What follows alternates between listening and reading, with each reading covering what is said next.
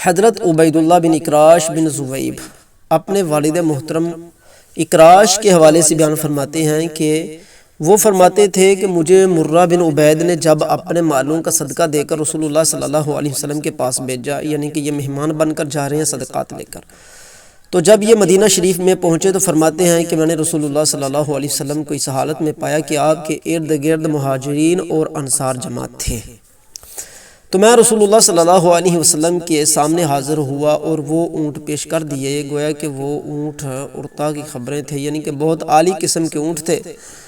تو آپ صلی اللہ علیہ وسلم نے مجھے فرمایا کہ تمہارا نام کیا ہے، تم کون ہو؟ نام پوچھا، میں نے عرض کیا اکراش بن زویب ہوں۔ فرمایا اب اپنا نسب بیان کرو، تو میں بولا بن حرقوس بن جعدہ بن عمر بن نزال بن مرہ بن عبید ہوں۔ پھر رسول اللہ صلی اللہ علیہ وسلم نے 2 بار فرمایا مسکرا کر کہ یہ میری قوم کے صدقے ہیں۔ پھر آپ نے حکم فرمایا کہ ان صدقات کو یعنی ان اونٹوں کو داغ دے دیا جائے اور صدقے کے اونٹوں میں شامل کر لیا جائے۔ پھر حضرت اکراش فرماتے ہیں کہ رسول اللہ صلی اللہ علیہ وسلم نے میرا ہاتھ پکڑا اور اپنے گھر لے گئے اور پوچھا کہ کیا کھاؤ گے؟ اپنے گھر لے گئے اور گھر والوں سے فرمایا کہ جو کچھ ہو لے آؤ۔ یہ نہیں پوچھا معذرت کہ کیا کھاؤ گے، فرمایا جو کچھ ہو گھر والوں سے فرمایا لے آؤ۔ تو خادم جو رسول اللہ صلی اللہ علیہ وسلم کے تھے وہ ایک لگن سرید و زر سے بھرا ہوا لائے۔ حضرت اکراش فرماتے ہیں کہ ہم اس لگن سے کھانے لگے، تو میں لگن کے چاروں طرف ہاتھ ڈال کر کھانے لگا۔ آپ صلی اللہ علیہ وسلم نے میرا بایاں ہاتھ پکڑ کر اپنے بائیں ہاتھ سے میرا دایاں ہاتھ پکڑ کر فرمایا اکراش ایک ہی جگہ سے کھاؤ کیونکہ کھانا ایک ہی قسم کا ہے۔ پھر ہمارے سامنے تازی یا باسی کھجوروں کا ایک طبق لایا گیا، تو حضرت اکراش جو تھے وہ اپنے سامنے سے ہی کھانے لگے۔ تو رسول اللہ صلی اللہ علیہ وسلم طبق کے مختلف اطراف سے کھاتے۔ اس پر حضرت اکراش سے رسول اللہ صلی اللہ علیہ وسلم نے فرمایا کہ اکراش جہاں سے چاہو اٹھا کر کھاؤ کیونکہ اس میں کئی طرح کی کھجوریں ہیں۔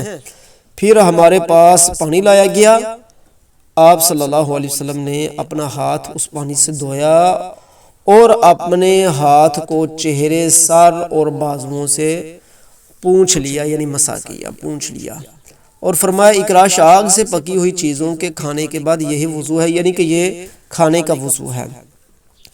سامعین، اس روایت سے ہمیں معلوم ہوتا ہے کہ سب سے پہلے یہ کہ جو بھی مہمان آئے اس کا ہمیں نام پوچھنا چاہیے۔ اگر سمجھ آ جائے تو ٹھیک ہے، یہ تعلیم امت کے لیے ہے، وگرنہ اس کا نسب ضرور پوچھنا چاہیے۔ پھر اس کے بعد ہی جو وہ چیز لے کر آئے اسے قبول کرنا چاہیے، فوراً ہی کسی چیز کو قبول نہیں کر لینا چاہیے، بلکہ پہلے لانے والے کے بارے میں تصدیق کرنی چاہیے، جس طرح کہ حدیث شریف میں آیا ہے۔ اس کے بعد مہمان کو گھر لے جائیں اور مہمان کے لیے کوئی تکلف نہ کریں۔ یہ دیکھیے کہ رسول اللہ صلی اللہ علیہ وسلم نے گھر میں جو پکا ہوا تھا وہی لے آئے۔ پھر اس کے بعد یہ ہے کہ مہمان کے ساتھ جب کھانا کھائیں تو برابری کا سلوک کریں، میزبان اور مہمان دونوں ہی برابری کا سلوک کریں۔ ایسا نہیں ہونا چاہیے کہ مہمانوں کے لیے اعلیٰ قسم کے برتن اور گھر والوں کے لیے نکمے قسم کے برتن ہوں، جس طرح کہ آج کے دور میں ہوتا ہے۔ یہ سب طریقہ اسلام مخالف طریقہ ہے، سنت طریقہ نہیں ہے۔ پھر اس کے بعد اگر کھانا ایک ہی قسم کا ہے تو مہمانوں میزبان کو چاہیے کہ پھر وہ ایک ہی طرف سے کھانے کو کھائیں۔ چمچہ پوری پلیٹ کے اندر یا پورے تھال کے اندر چمچہ ہلانے کا جو ہے رواج پڑ چکا ہے، اس کو ختم کیا جانا چاہیے۔ پھر اگر مختلف چیزیں ہوں، مختلف قسم کی کھانے والی چیزیں ہوں تو ان کو کئی جگہ سے کھایا جا سکتا ہے۔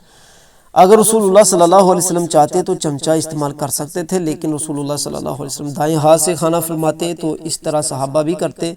لہذا مسلمانوں کو بھی چاہیے کہ اپنا اسلام کا طریقہ زندہ کریں اور یہ نئے سے نئی تہذیب جو یہود و نصارہ سے آئی ہے اس کا بائیکاٹ کریں۔